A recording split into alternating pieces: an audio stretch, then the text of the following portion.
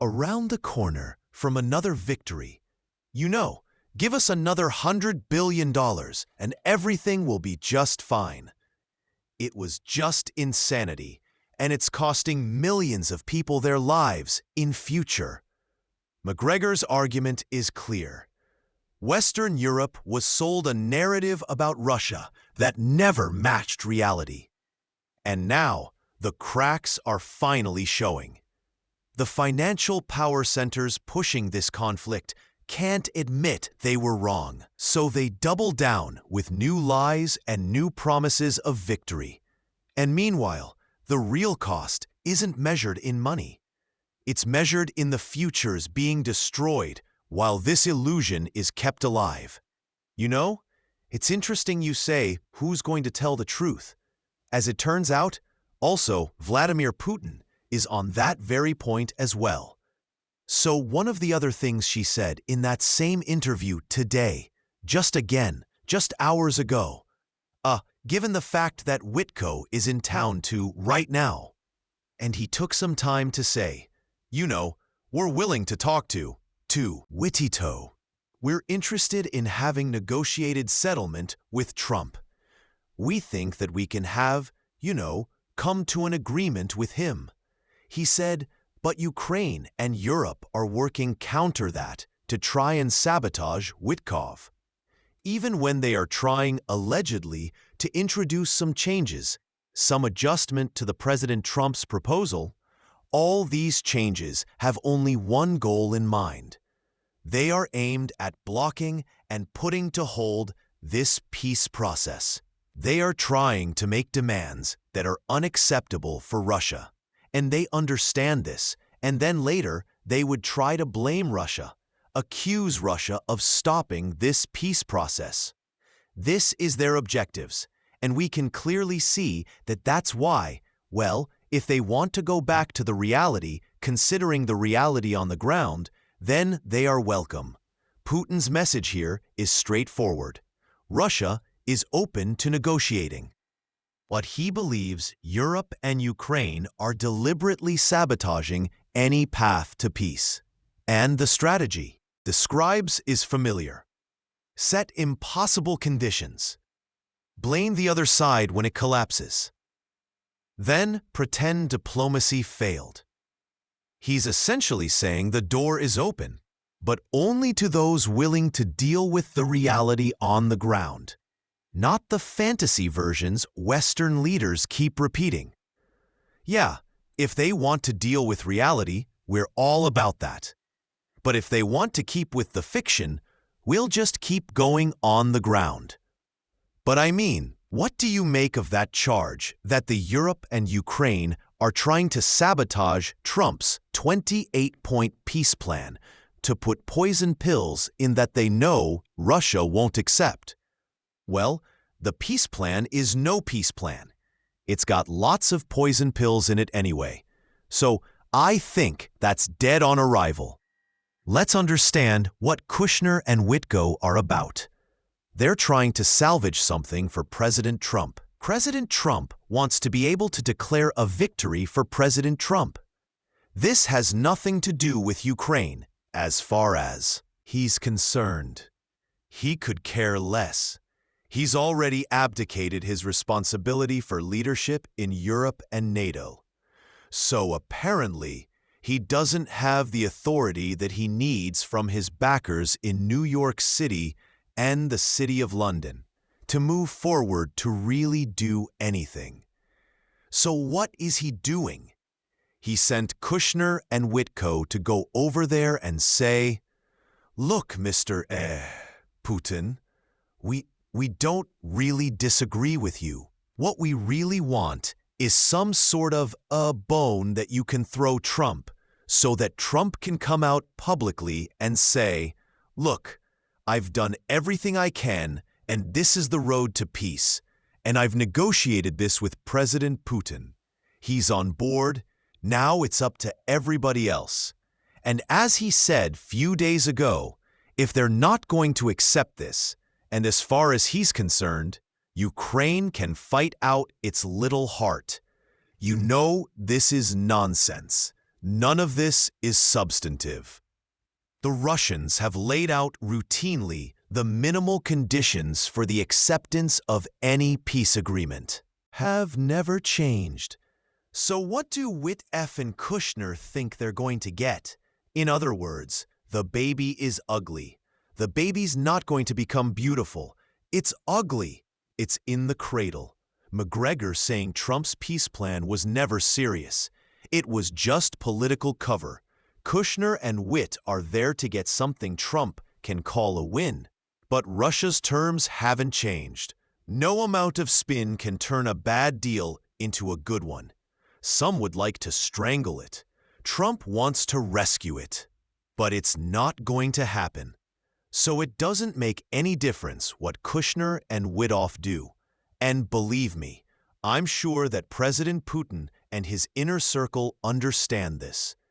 And if they can throw a bone to Donald Trump, give him something that he can point to that says, I created this. I'm the heroic figure that brought peace, tranquility, and good fortune to Ukraine. They'll do it because they want this damn thing over as well. Not because they're losing, not because they can't win. That's all nonsense. Now let's move to the European side. Mats is on very thin ice. Look at events in Berlin. Look at the people in the streets. Look at the strength that the people on the right, the nationalist right in Germany, are achieving. They're not a bunch of crazies. They're not Nazis or any of this other crap that the globalists, promote.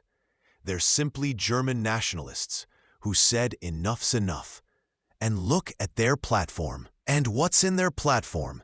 And their platform says, we want a restoration of good relations with Russia. We want to go back to doing business with the Russians.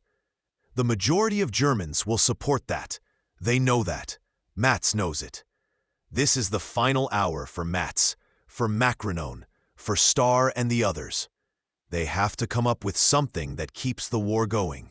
If they can't, and God forbid, peace should arrive on the battlefield because Zelensky suddenly leaves the country or he and his friends are accidentally blown up. Who knows? Whatever happens, that's the end of them. They lose everything, whatever little bit of credibility they may still have. And Macgregor and Mads are they're all hovering down there around 30% approval ratings. Starmer is probably lower. It's over for them. What do you do when you can't survive any longer?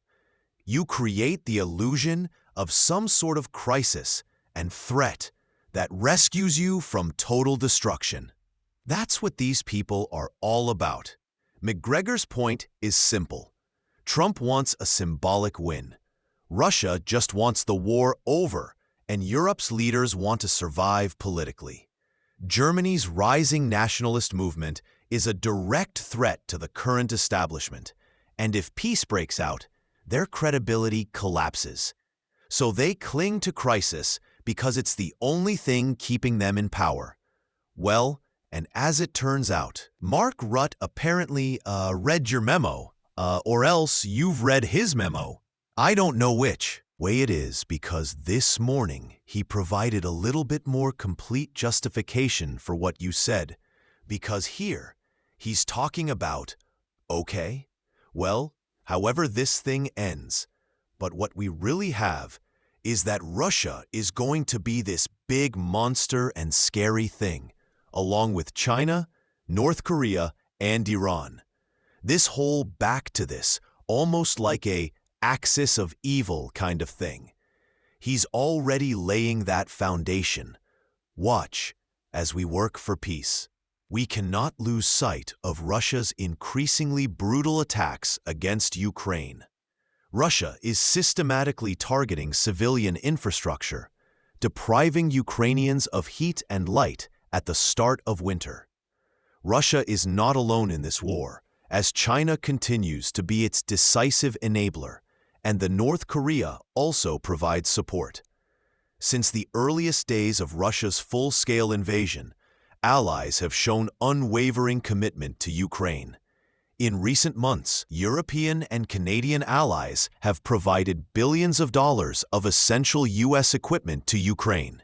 Through Pearl, this support is an important part of our ongoing efforts to ensure Ukraine has what it needs to defend today and deter future aggression. Ray's speech shows exactly what Macgregor warned about when leaders feel their position slipping.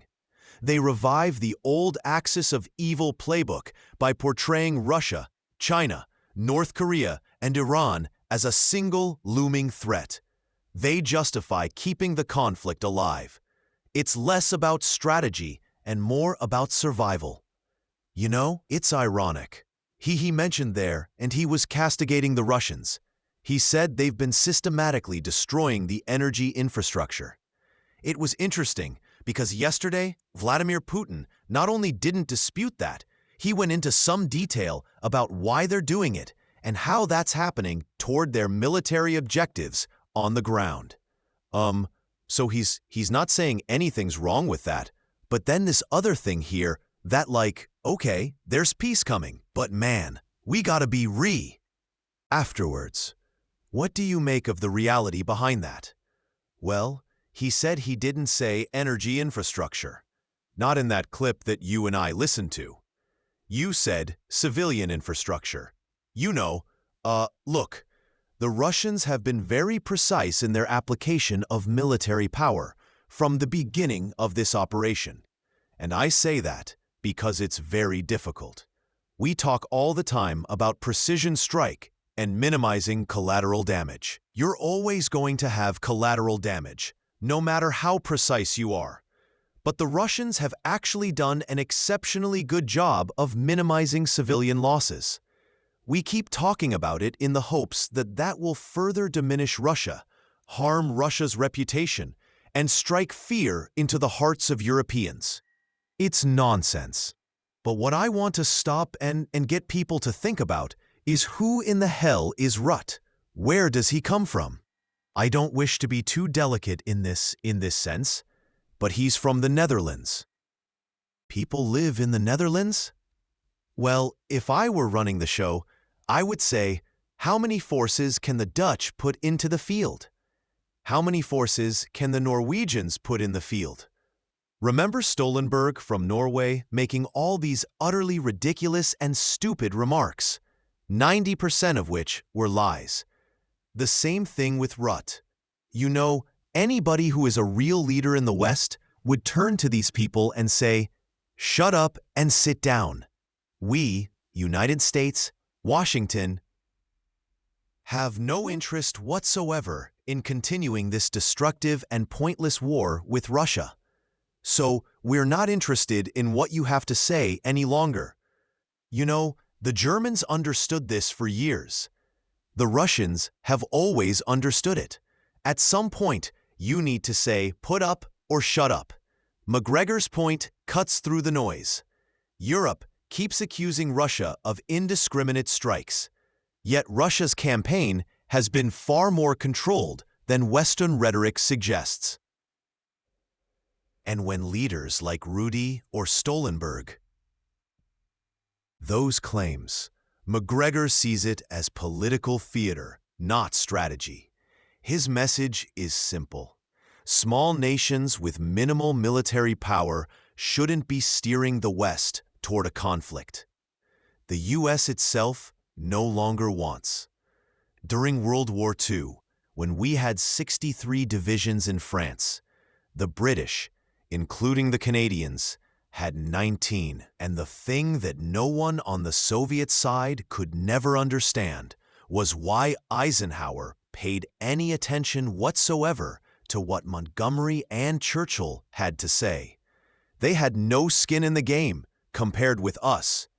63 divisions versus 19. Well, you have a similar situation today in Europe. What is your military power? How many forces have you got? The answer to those things is not much, if anything worthy of attention. So, someone needs to tell these people, shut up, sit down. Here's the answer. That is what President Trump should do, but he's not doing it. He's not doing it. Now we can speculate on his donors, the people that really control him. And I think that Witoff and Kushner rep are very representative of those donors and their desire to keep this war going with Russia. But they're not legally, legitimately in charge. Hell, they don't even hold appointments in the administration. They're not part of the State Department. And if Trump and Rubio can't come to an agreement, then he should fire Rubio and put somebody else over there that understands what the hell's at stake. It is our relationship with Russia that counts. Our relationship. The Germans understand their relationship counts. Germany, as soon as this nonsense finally ends, and I don't think it's going to last too much longer, the Germans are going to move out of NATO. They're going to leave the EU. That's where we're headed. What happens when the Germans leave NATO and the EU? Quick guess.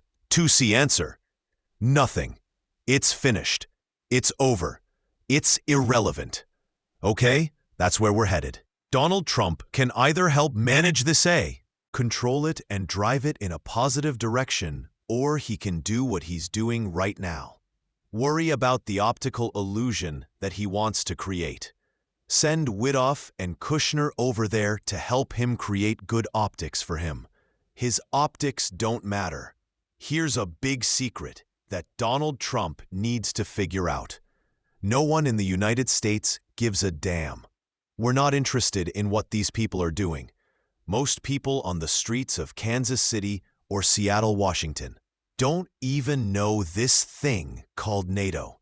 If you tell them we've got troops over there, they'll say, "Really? Where? Where is that? We haven't even talked about Ukraine." Ask people about Ukraine, and what are they going to say? I don't know. Well, I don't know. Maybe we need to be there. I mean, we are a planet unto ourselves. President Trump knows that. He needs to act on it. He needs to put an end to all of this nonsense. Forget the optical illusions. Macgregor's message is, military weight is tiny, yet its loudest voices keep pushing escalation. Meanwhile, Trump is focused on optics instead of strategy, sending envoys for show while the real geopolitical shifts happen without him. And here's the uncomfortable truth he's highlighting. Most Americans don't even know what NATO does. So Trump can either lead and end this or keep chasing optics while the old order collapses on.